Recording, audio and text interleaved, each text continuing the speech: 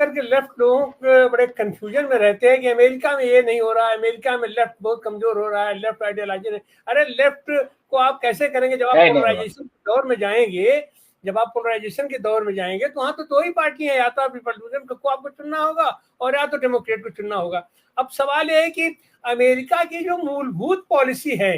वो जब तक युद्ध नहीं होगा, जब तक दुनिया में युद्ध नहीं होगा तब तक उन्हें, और युद्ध के चलते उन्होंने जिस तरीके की उनकी पॉलिसी है इस समय कि इजराइल को छोड़ नहीं पाएंगे, और उनके कंपटीशन में चीन सामने खड़ा है, रूस सामने खड़ा है, यूक्रेन के युद्ध में उनकी स्थिति देखी जा चुकी है। तो ऐसी सारी हालात में जो भारत में खास करके आम भारतीय जिस तरीके से खुश हो रहा है कि कैमला हैरिस तो हाँ जीत सकती हैं, और अगर जीत जाएंगी तो भारत में भी बहुत ज्यादा उसका असर पड़ जाएगा, परिवर्तन पड़ जाएगा, और इन सारी चीजों को, और जबकि ट्रंप के को अगर देखा जाए तो उसको विदूषक माना जा सकता है, उसको विलेन माना जा सकता है, यौन शोषण का सीधे सीधे मैंने ऑन स्क्रीन उसकी सारी चीजें वो सामने है, 91 मुकदमे उसके ऊपर, गुंडागर्दी के मुकदमे उसके ऊपर है। फिर ऐसी हालत में यह जो टफ फाइट दिखाई पड़ रही है कमला हैरिस और ट्रंप की, इसको आप किस तरीके से देखते हैं आने वाले दिनों में? अब तो 10 दिन का समय बचा हुआ है, अब इसमें चुनाव प्रक्रिया तो बड़ी तेज से वहां चल रही है। और सर आनंद भी पाएंगे, आप इन सारे संदर्भों को कैसे देखते हैं? धन्यवाद तिवारी जी। देखिए, हमारे पहले जो भी पैनल में साथी थे उन लोगों ने बड़े ही सटीक तरीके से अमेरिका में जो चुनाव हो रहा है ट्रंप और कमला हैरिस के बीच का, उसको ठीक से रखा, और मैं बहुत सारी बातों से हमारी सहमति भी है। पहली बात तो यह है कि लगभग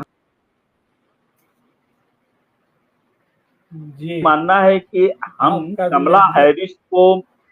इस नजरिए से न देखें कि वो एशियाई मूल की हैं तो इसलिए हमारे ऊपर कोई बहुत ज्यादा वो रहम करेंगी। ऐसा नहीं है, क्योंकि अमेरिका की जो पॉलिसी है, फॉरेन पॉलिसी है, डोमेस्टिक पॉलिसी है, वो बहुत ही एस्टैब्लिश पॉलिसी के रूप में है, और उनकी जो भी पॉलिसी होती है वो शॉर्ट टर्म नहीं है, लॉन्ग टर्म है, और उनके इसमें पॉलिसी को फ्रेम करने में उनकी अपनी जो थिंक टैंक है उसकी बहुत बड़ी भूमिका होती है।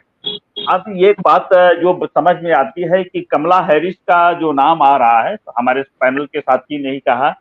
उसी बात को मैं भी कहना चाहता हूं कि दरअसल अमेरिका के अंदर जो एशिया और अफ्रीका मूल के जो लोग हैं वो एक खास तरह के पॉलिटिकल और वहाँ की इकोनॉमिक में, वहाँ के एकेडमिक्स में, हर क्षेत्र में अपने तरीके से आगे बढ़ रहे हैं और सत्ता में भागीदारी लेना चाहते हैं। वो चीज वहाँ कहीं न कहीं दिखाई दे रही है। इसी में बराक ओबामा और फिर कमला हैरिस का नाम आता है, और उसी प्रेशर ग्रुप में ये सामने आई है। अमेरिका में लेफ्ट की जो बात कही जाए तो अमेरिका में लेफ्ट के नाम पर कोई पार्टी या इस तरह से तो नहीं है, लेकिन एकेडमिक्स में, सिविल सोसाइटी में, और अगर इस तरह से देखा जाए कि अगर गाजा का युद्ध हो रहा है, फिलिस्तीन का युद्ध हो रहा है, तो सिविल सोसाइटी के लोग अमेरिका के सड़कों पर निकल रहे हैं। वहाँ के जो प्रोफेसर्स हैं यूनिवर्सिटीज में वो भी अपने तरीके से बात कर रहे हैं, और वो सारे लोग कहीं न कहीं लेफ्ट आइडियोलॉजी के से साथ जुड़े हुए लोग हैं, और वो उस चीज को क्रिटिसाइज कर रहे हैं। ये अमेरिकन सोसाइटी का एक ब्यूटी भी है कि वहाँ इस तरह के जो रिजेंटमेंट है उसको भी शो करने का एक जगह बनता है। दूसरी बात जो है कि अमेरिका का जो मिलिट्री एस्टेब्लिशमेंट है वो बहुत ही पावरफुल है, और वह अमेरिका की तमाम तरह की जो फॉरेन पॉलिसीज और डोमेस्टिक पॉलिसीज को, और इवन अगर देखें तो पार्टियों के अंदर जो कैंडिडेट का जो कैंडिडेचर होता है उसको भी डिसाइड करने में उनका बहुत बड़ा रोल होता है। तो ये एक बात जो है अमेरिका के, जैसे मैं एक आपको एग्जाम्पल देना चाहता हूँ कि अमेरिका का जो इलेक्टोरल सिस्टम है, जैसा कि तिवारी जी ने कहा कि कोलेजियम है, तो अमेरिका में एल गोर का जो चुनाव हुआ था, एल गोर जब थे, तो अगर उसमें टोटल अगर वो मियामी और फिलाडेल्फिया फ्लोरिडा का जो वोट है अगर उसको कोलेजियम से निकाल दिया जाए तो अल गोर चुनाव जीत सकते थे, लेकिन वहां का जो स्ट्रक्चर बना हुआ है उसमें अल गोर चुनाव नहीं जीत पाए। तो ये भी वहाँ के इलेक्शन की एक समस्या है, जो जिस तरह से हमारे यहाँ जो डेमोक्रेटिक तरीके से होता है और उनका जो कोलिजियम किस तरीके से होता है, दोनों में अंतर है। एक बात और मैं कहना चाहता हूं कि वो ये है कि कमला हैरिस हो या ट्रंप हो, मध्य एशिया के बारे में अमेरिका के ये दोनों राष्ट्रपति जो भी होंगे, कमोबेश नीति वही होगा। फॉरेन पॉलिसी में वो उनका कोई अंतर नहीं होगा। वो हिंदुस्तान को किस नजरिए से देखते हैं, चीन को किस नजरिए से देखते हैं, एशिया और अफ्रीका के बारे में उनकी क्या सोच है, वो किस नजरिए से देखते हैं, ये सारी चीजें हैं।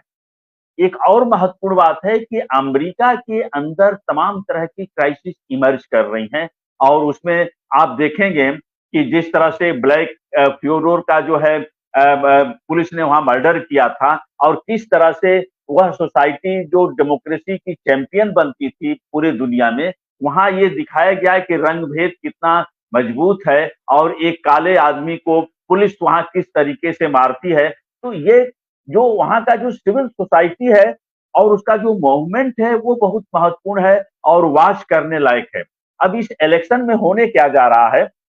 मैं जहां तक समझता हूं कि ट्रंप जो है वो व्हाइट मैन बर्डन और व्हाइट सुप्रीमेसी की कंसेप्ट को लेकर के चल रहे हैं और इस सवाल पर अमेरिका का एक सेक्शन डिवाइडेड है और वो अपनी हेजेमोनी को पावर स्ट्रक्चर में साबित करना चाहता है। लेकिन जो वहां का जो सिविल सोसाइटी है, विशेष करके इसमें एशिया और अफ्रीका के जो लोग हैं, जो सिविल सोसाइटी से जुड़े हुए हैं, जो वहां के जो एकेडमिशियंस हैं, जो वहां पर चला रहे हैं, वे लोग जो है अब भी अपने वॉइस के साथ खड़े हैं और वही लोग जो है कमला हैरिस या इनके साथ जो है खड़े होते हैं। अब ये देखना ये है कि जो व्हाइट वोट है उसमें से कितना जो है कमला हैरिस के पक्ष में आता है। ये एक बहुत ही, जैसे कि हमारे एक साथी ने कहा हमारे पैनल के, ये एक इंपॉर्टेंट बात है। हम अभी कभी किसी कंक्लूजन पर नहीं जा सकते कि कमला हैरिस ही आ जाएंगी, या दूसरी बात है कि अगर कमला हैरिस आ जाती हैं तो केवल उनका एक जो पॉजिटिव पॉइंट जो मैं देखता हूं कि जो एबॉर्शन के सवाल पर, क्योंकि ये अमेरिकन सोसाइटी का एक बहुत बड़ा वो रहा कि आप ये देखें कि 1960 से ये जो एबॉर्शन और इसके लिए मार्गरेट स्पेंसर को जेल जाना जब पड़ा था एबॉर्शन के राइट को लेकर के और पॉपुलेशन कंट्रोल्स के मेजर्स को लेकर के, फ्रांसिस प्लेस जो वहां के ट्रेड यूनियन लीडर थे जिन्होंने शिकागो में पॉपुलेशन कंट्रोल मेजर्स पर बात किया था, इन दोनों लोगों को पॉपुलेशन कंट्रोल मेजर पर फ्रांसिस प्लेस और मार्गरेट स्पेंसर को वहां की गवर्नमेंट और वहां के जो लोग थे उन्होंने उनको जेल में डाला था। कमला हैरिस ने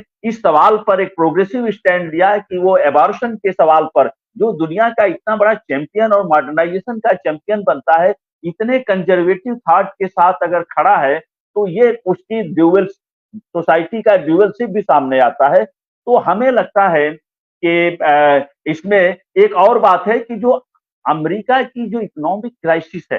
जो पूंजीवाद का जो क्राइसिस है, अमेरिका ये चाह रहा है पूरा, चाहे वो कमला हैरिस हो चाहे ट्रंप आवे, कि अपनी इकोनॉमिक क्राइसिस को सॉल्व करने के लिए एशिया और अफ्रीका के जो कंट्रीज हैं उनके ऊपर न्यू कॉलोनियल प्रेशर बना करके, टैक्टिस बना करके, जिसमें एनर्जी का है, दूसरे तरह के रिसोर्सेज हैं या दूसरे तरह के जो मार्केट है उसमें एक्सपेंड करके अपने क्राइसिस को सॉल्व किया जाए। तो हमारा जो इंटरेस्ट है एशिया अफ्रीका के जो लोग हैं, हमारा इंटरेस्ट यह है कि हम अपने जो इकोनॉमिक इंटरेस्ट है और विशेष करके जो सेंट्रल एशिया के अंदर जो पीस का जो सवाल है, जो फिलिस्तीन का जो सवाल है, जो यूक्रेन का जो वार हो रहा है, पूरा एशिया अब जो है वो इस समय जो है बारूद के ढेर पर खड़ा है। इसमें हमें मुझे नहीं लगता कि दोनों में कोई आएंगे तो हमें कोई सहूलियत मिलने जा रही है। तो हमें संजीदगी के साथ इन सारे सवालों को देखना है और हमें जश्न मनाने की जरूरत नहीं है, बल्कि हमें इस पर बड़े ही गंभीरता के साथ और संजीदगी के साथ इसको देखना है। निश्चित रूप से कमला हैरिस आएंगी तो थोड़ा सा उसके इंटेंसिटी में मुझे ऐसा लगता है कि कितना पॉलिसी के ऊपर होगा, लेकिन उसका जो विजिबल जो फेस होगा वो थोड़ा लिबरल दिखाई देगा ट्रंप के इससे। तो ये मेरी जो पहली प्रतिक्रिया है कि हमें इसमें अपने जो एशिया के जो मुल्क हैं, विशेष करके जो सेंट्रल एशिया और ये जो गाजा का जो सवाल है उस पर हमें केंद्रित करना चाहिए। और जो अमेरिका के अंदर जो एशिया अफ्रीका के जो सिविल सोसाइटी के जो लोग हैं, हम उनसे ये जरूर अपील करें कि इस इलेक्शन के समय में फिलिस्तीन के सवाल को वो जरूर उठावें कि इसमें उनकी क्या राय है, कमला हैरिस इस पर क्या सोचती हैं। जरूर ये सवाल उनसे पूछा जाना चाहिए। मैं